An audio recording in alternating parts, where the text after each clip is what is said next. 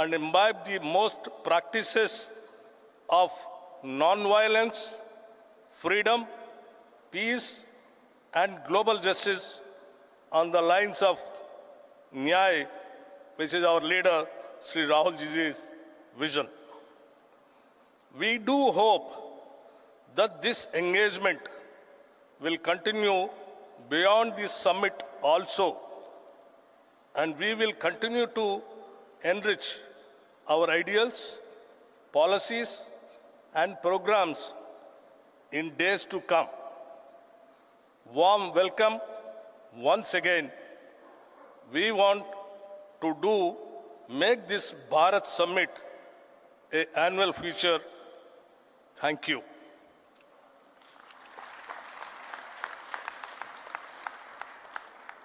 Thank you. Thank you so much, sir, for the remarks, and thank you for the inspiring words.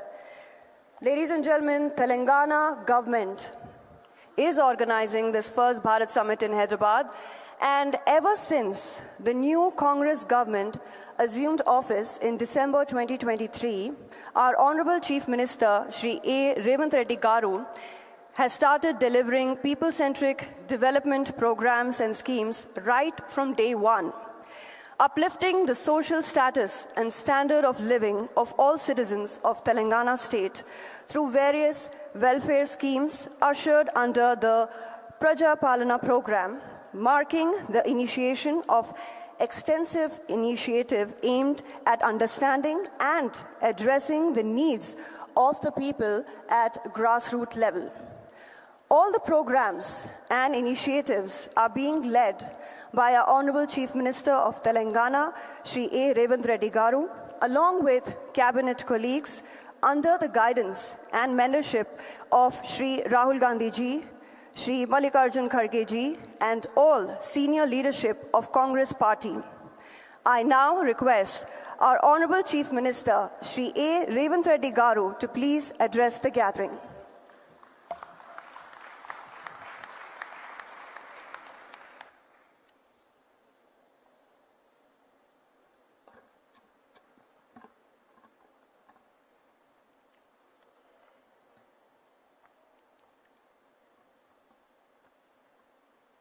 Good afternoon, friends.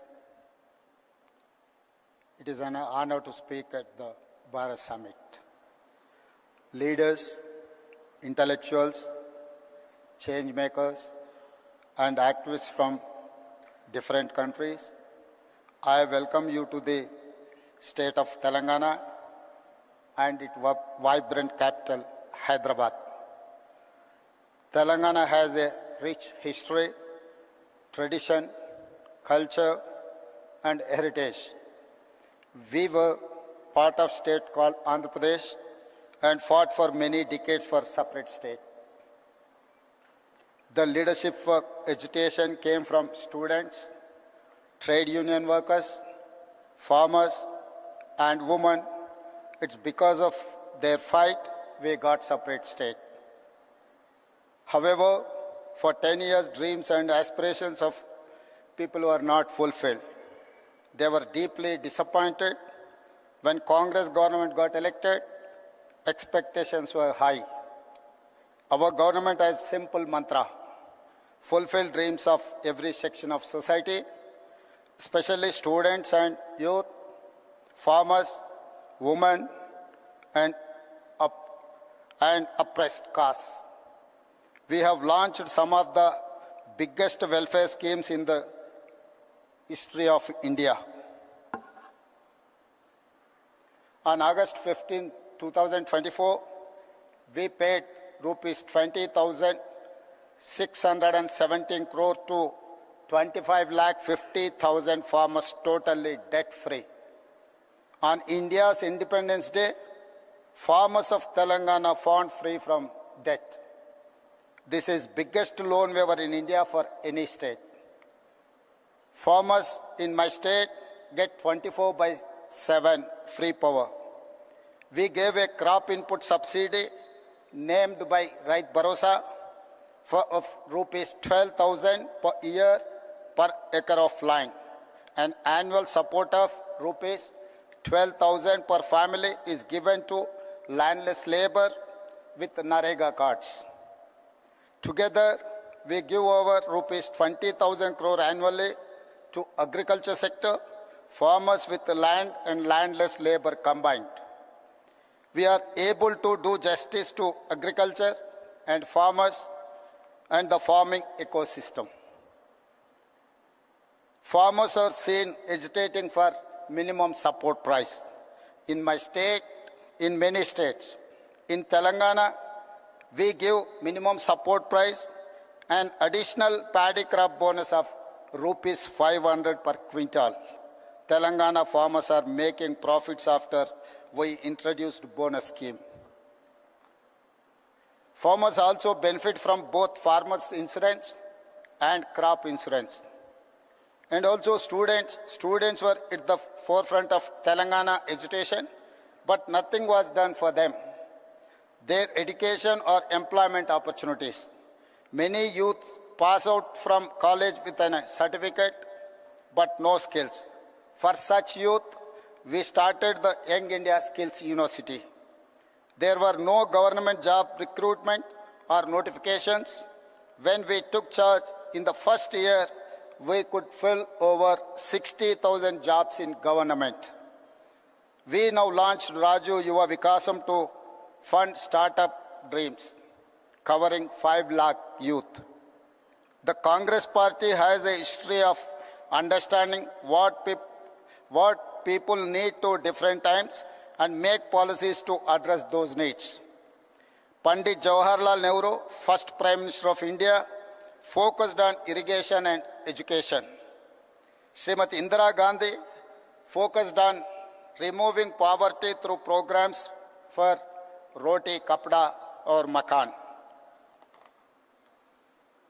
The next 3 Congress Prime Ministers, Mr. Rajiv Gandhi, P.V. Narasimha Rao and Manmohan Singh focused on modernization, development and global technology revolutions like telecom and software. It is they who made it possible today for India to be 5th largest economy in the world. Our top priority is education, health and employment opportunities. We attended investment summits in Davos, USA, South Korea, Japan and Singapore. We got over 2.5 lakh crores investment to create jobs for youth in private sector. Telangana is a state where women are treated with equality and respect as part of our culture. Our women have led the struggle for separate state as strongly as our men. For my government, women, farmers and youth are most important stakeholders. We have amazing women entrepreneurs in my state. They are organized into self-help groups. It has 67 lakh members. We want to make 10 million women business successes. We want to see them grow into millionaires. We have made these women owners of solar power plants, electric RTC buses, petrol bunks, and gave them shops in premium retail outlets. Today, they are earning more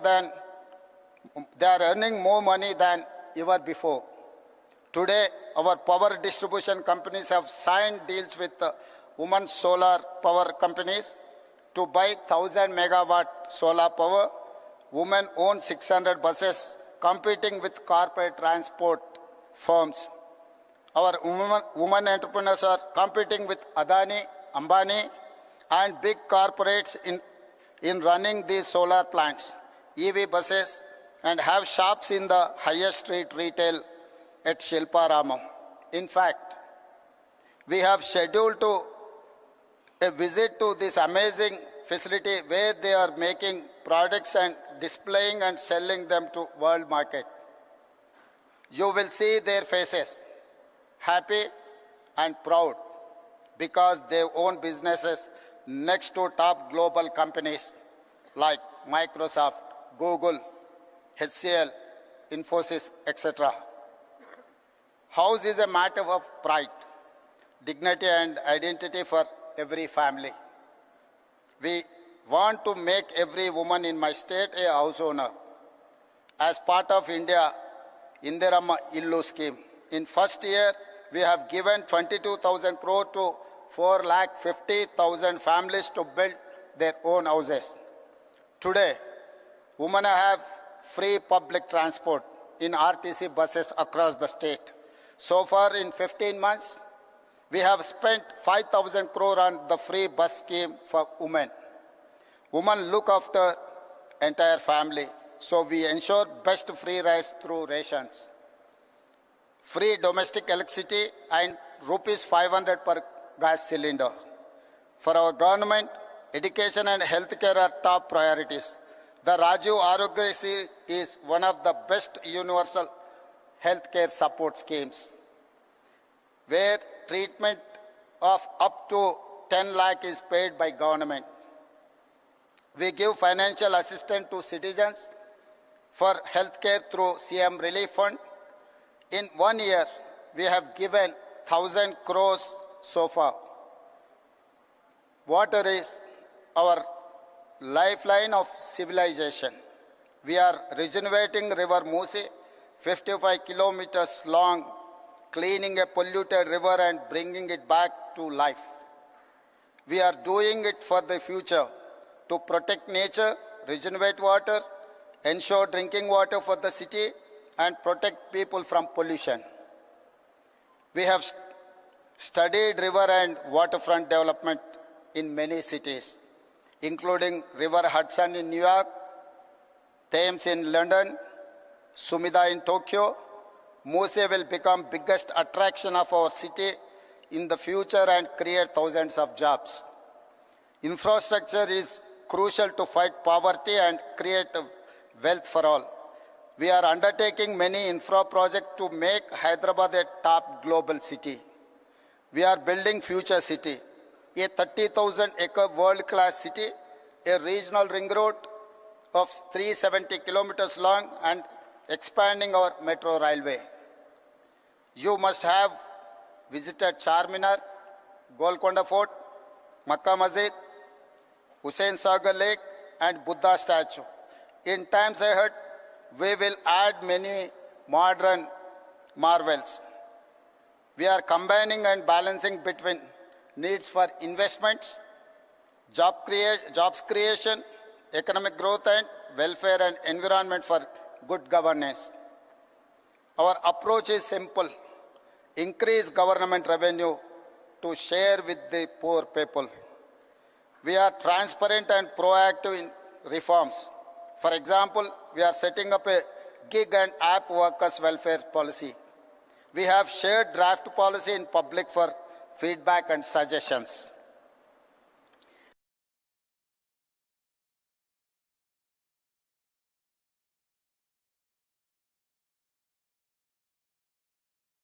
Every week, officials, MLAs, MLCs, ministers, and chief minister listen to people's grievances to address them.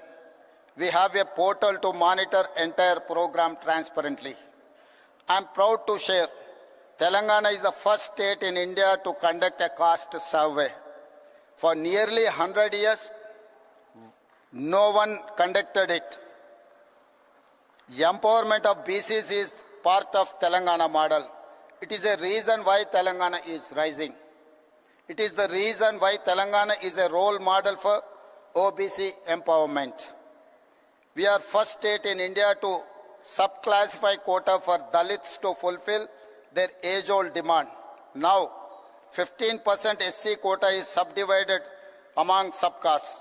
We are proud to say Telangana is rising because of Dalits are rising.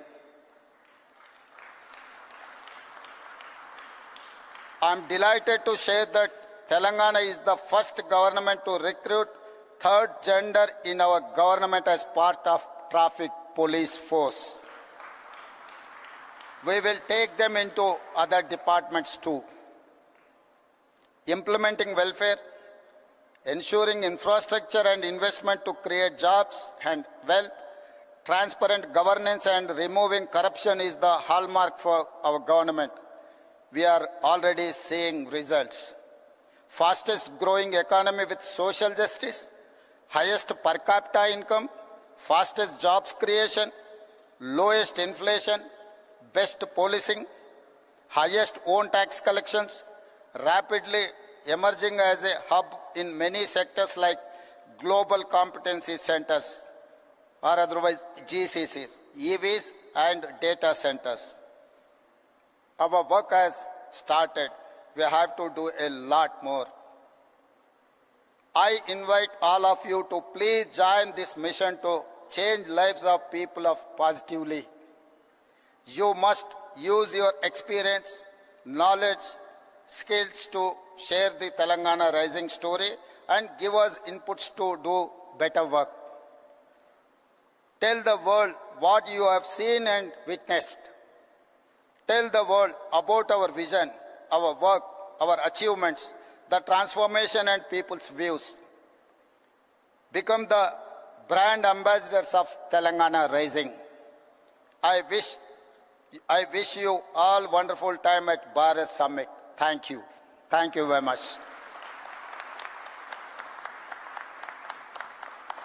Thank you so much, our Honorable Chief Minister. Thank you for the motivating and inspiring words. And as a Telangana citizen, I'm proud that my state is hosting the world's biggest gathering of visionaries, of progressives. And yes, I'm sure that with our Honorable Chief Minister's development vision of Telangana, Telangana Rising, we will definitely be attracting a lot of investors and entrepreneurs from across the world.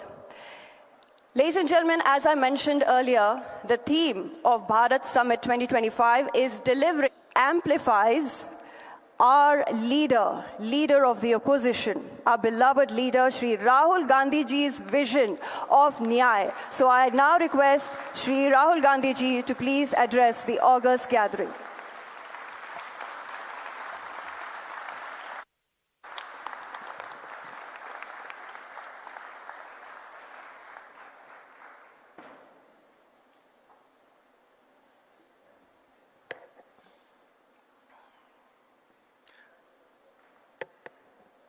I'd like to welcome all the delegates from different countries who have come here for the summit. I'd also like to begin by thanking you for standing in solidarity with us against what happened in Kashmir a few days ago. I apologize. I was supposed to be here yesterday, but I was forced to cancel my visit here yesterday because I had to go to Kashmir and meet some of the injured people. I'd also like to thank Revant Reddy ji and the Telangana government for hosting this wonderful summit.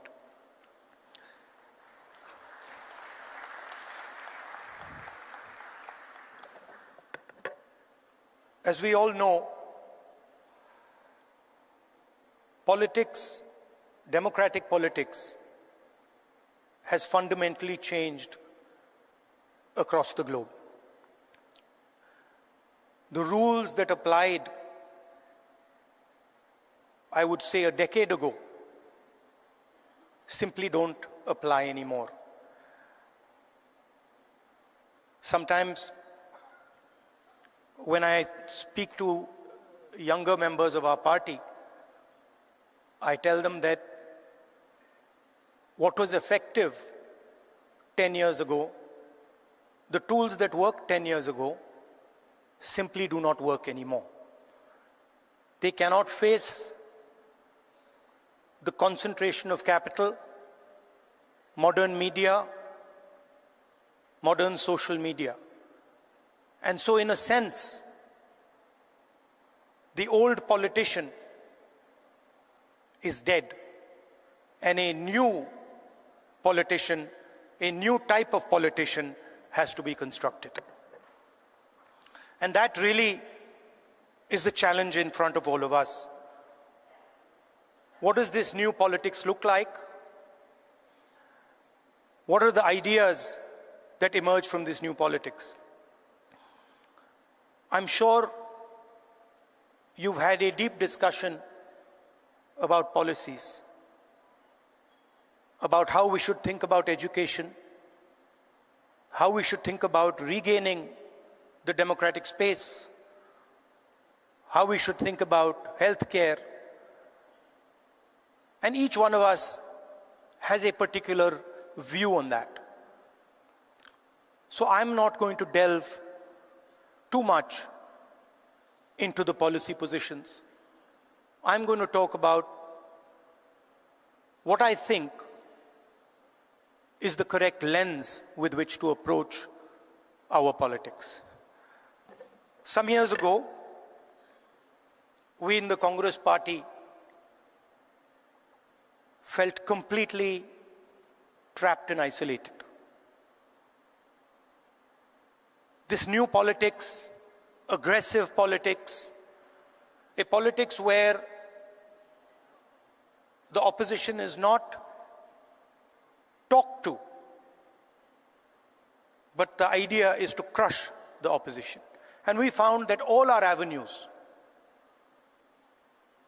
were compromised. The media, the general atmosphere did not allow us to operate the way we would like. And so we reached back into our history and we decided to walk from Kanyakumari, which is one of the southernmost parts of our country, all the way to Kashmir, where I was yesterday. And I'd like to tell you a little bit about what I and some of my colleagues discovered on that journey. It's not a small walk, 4,000 kilometers. And I don't think we understood quite what we had taken on when we began it. But once we began, there was no way backwards. So we just carried on walking right to the end. And I essentially learned two things from that walk. Our opposition across the world has a monopoly on anger, fear, and hatred. And there's no way that we are ever going to be able to compete with them on anger, fear, and hatred. They are going to outdo us, outmaneuver us, and beat us every single time when it comes to fear, anger, and hatred. So the question is, where and how do we operate? Where are the spaces where we have the advantage? Where are the spaces from which we can build a counter-narrative?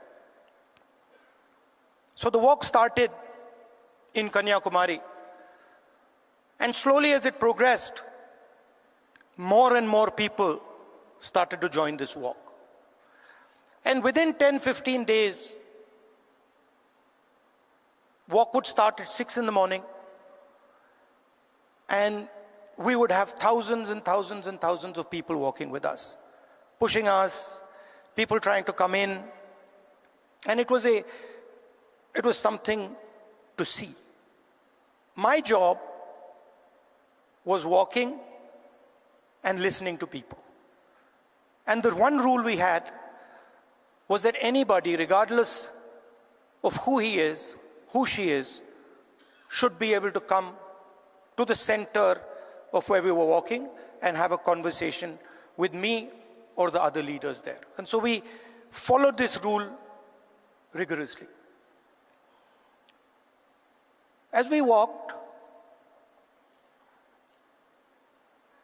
we talked and walked and talked and walked. I suddenly found that it became harder and harder to speak.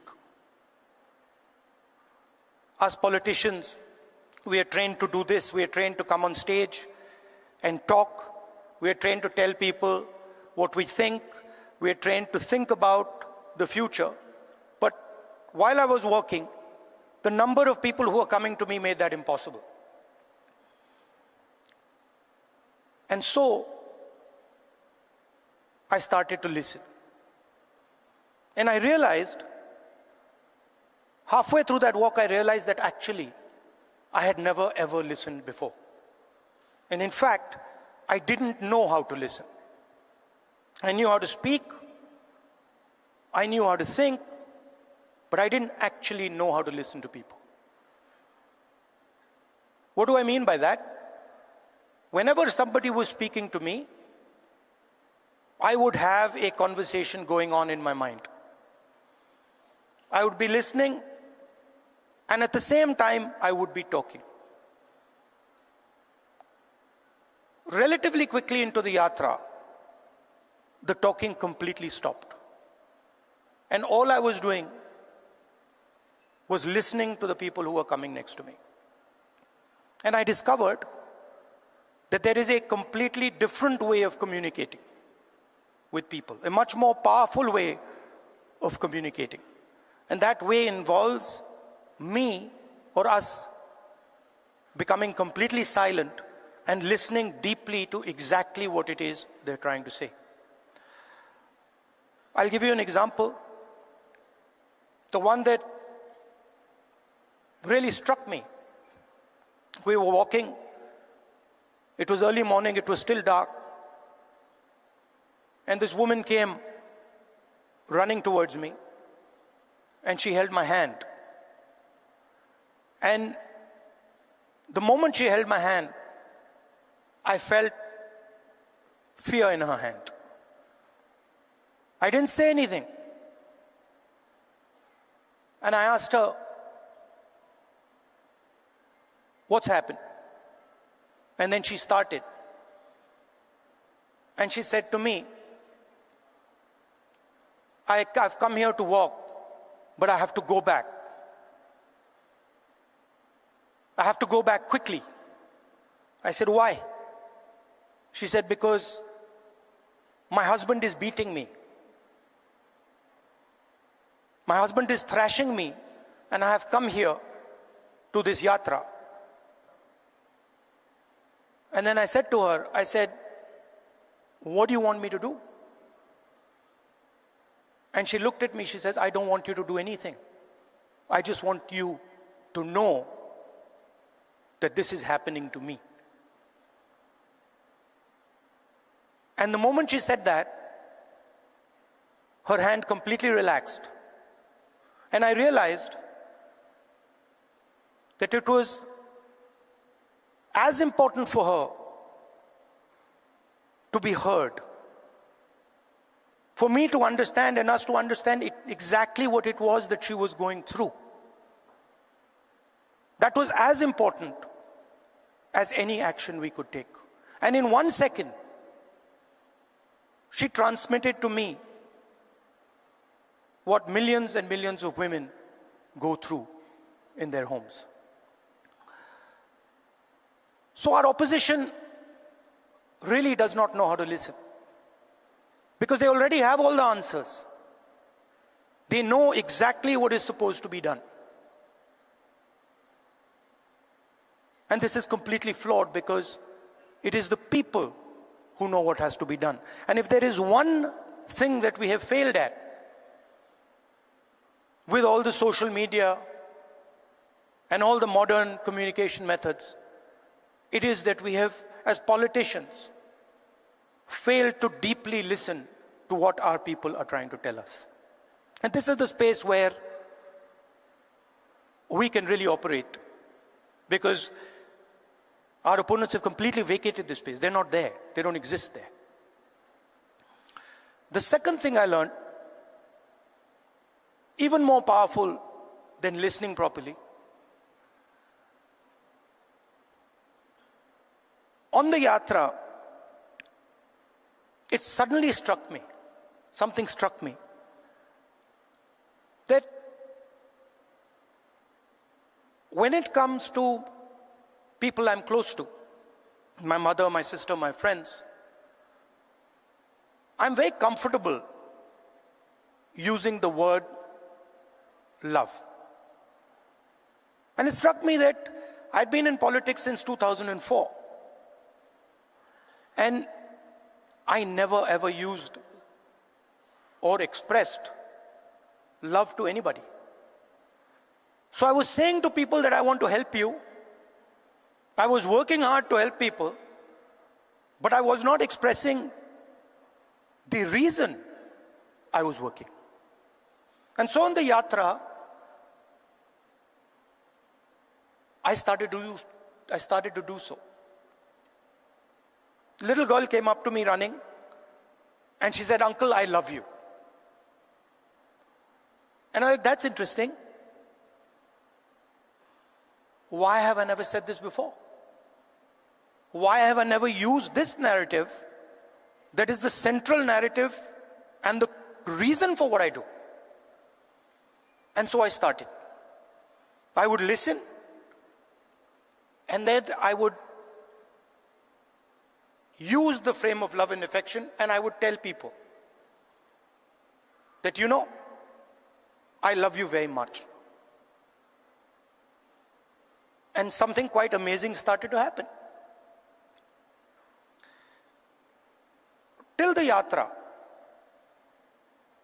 I never used the frame of love, and nobody else used the frame of love. So I didn't have people coming up to me and saying, "I love you." And since I started using the frame of love, since I started saying to people these sort of uncomfortable words, that listen, I love you and that's why I do what I do, that's why I work, suddenly they started to respond. And today, in public meetings, on the street, people will stop me and say, "We love you, I love you." And the powerful thing about that is it starts the conversation at a place from where it's very, very easy to operate. Often we think that we are going to connect to people indirectly through policy, through the future. We'll help you with your children's education. We'll help you with finance. And there's a place for that. But there is also a way to connect directly to the person's present. Directly saying to them that the reason I'm standing here and the reason I'm doing what I do is because I have affection, love and affection for you. And it has completely changed my politics. It has made my life so much easier. It has made my ability to connect with people so much easier, I cannot tell you. On the yatra, we got a slogan. The slogan in Hindi is "Nafrat ke bazaar mein mohabbat ki dukaan," which people who understand Hindi will translate. But what it basically means is that in a marketplace of hatred, you are opening a shop of love. Now, this slogan became very, very powerful in India. The idea that no matter how much hatred someone spreads, the biggest and most powerful way to disrupt them is not to copy them, not to argue with them, not to fight with them, but right in front of their hatred, to place the idea of love and affection. So that, I think, is a framework, a potential framework for our politics. We can disagree on policies. In fact, I'm sure that every single one of us will disagree on some policy matter or the other. But the lens we use, we can all agree on. Their lens is hatred. Their lens is fear. Their lens is anger. Fear leads to anger. Ossified anger is hatred. And our lens should be that which cuts their lens. Our lens should be love, our lens should be affection, and our lens should be listening to the wishes and the will of the people we are supposed to represent. I'd like to thank all of you for coming here. It's an honor for me to listen to what you're saying, to work with you, and I'm confident that this summit will generate the ideas that we need to build a new politics in India and the rest of the world. Thank you very much.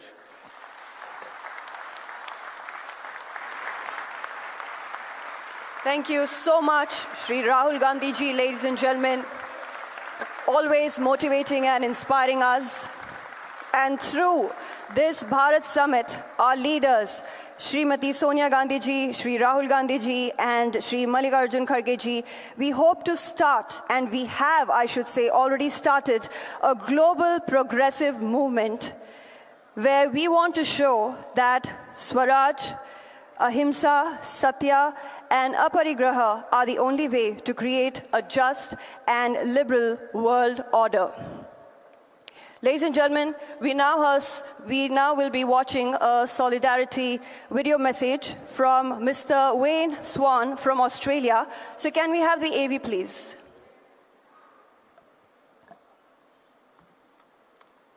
My name is Wayne Swan.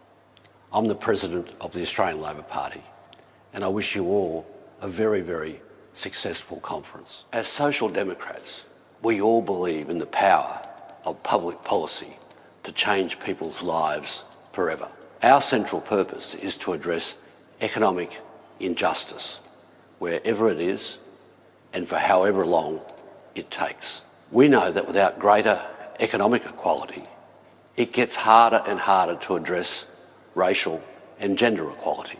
In an era of hyper-individualism and the power of oligarchs, it gets harder and harder for us to secure economic equality. Our commitment must be to solidarity. We need to recognise that each of us have a stake in each other's success. To win the battle of ideas, we need a dedicated party organisation.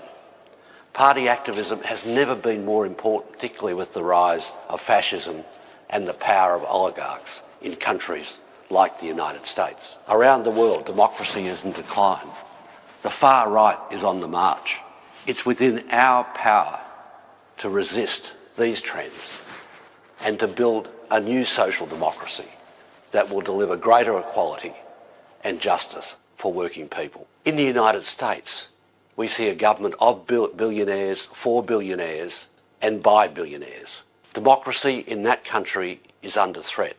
And around the world, we see the survival of the fittest mentality emerge from the far right. My message today is that we can defeat the oligarchs, we can defeat the far right if we have the right set of policies and the right amount of activism. There is no substitute for a dedicated party organisation and a policy platform that appeals to working people. And no policy objective is more important than making sure that everyone has the capacity to work and has the security of a social safety net, particularly in health and education. So our challenge is to connect, to motivate our members so that we can build a fairer society and a more prosperous economy. So much, Mr. Wayne Swan there. And now, ladies and gentlemen, we have a solidarity video message from Mr. Lars Klingbeil from Germany. So can we have the AV, please? Dear comrades and friends, dear Rahul Gandhi, on behalf of the Social Democratic Party of Germany, I would like to convey to you the warmest greetings. I would like to thank Rahul Gandhi and the Indian National Congress for hosting this international conference. Unfortunately, I cannot take part today. As many of you know, we are in the midst of forming a government in Germany. Dear friends, the issues we're facing in Germany and in Europe are closely connected to the topics you are discussing on your conference. Our international rule-based order has come under great pressure. Almost on a daily basis, we are witnessing attempts to disrupt, to undermine, and to circumvent the rules, values, and institutions that define and structure the very ties that bind us together in this world. Unfortunately, we are witnessing the increased questioning of these achievements. Threats, blackmail, and strong armed tactics are replacing negotiations and the belief in corporations and the search for common interest. Attempts are being made to replace the rule of law with the rule of might. These developments must be stopped. We need to return to the universal acceptance of the rule of law. We need to strengthen and improve the institutions of our international rule-based order. Dear Rahul and dear friends from the Indian National Congress, I would like to thank you for organizing and hosting this international conference. In the face of recent developments, an international conference that aims to discuss how to deliver global justice is more than timely. I take it as a sign for hope that members from Progressive Alliance, Progressive International, and a delegation from the Socialist International are convening together on this weekend in India. This conference and the work you are doing is vital to find the answers to the pressing questions of our time. In order to battle the rise of right populists, we need progressive, democratic, and social responses. Dear comrades, this conference is an important step to the right direction. I look forward to further strengthen our cooperation. Let us contribute to a world that is safer, more just, and enables us all to live in dignity, prosperity, and peace. I wish you a successful conference. Thank you so much, Mr. Lars Klingbeil there. And now, ladies and gentlemen, we have our distinguished international leaders here present, and I will be introducing them onto the stage to speak to all of you. So I now request Mr. Giacomo Filibeck to please step forward and address the August gathering.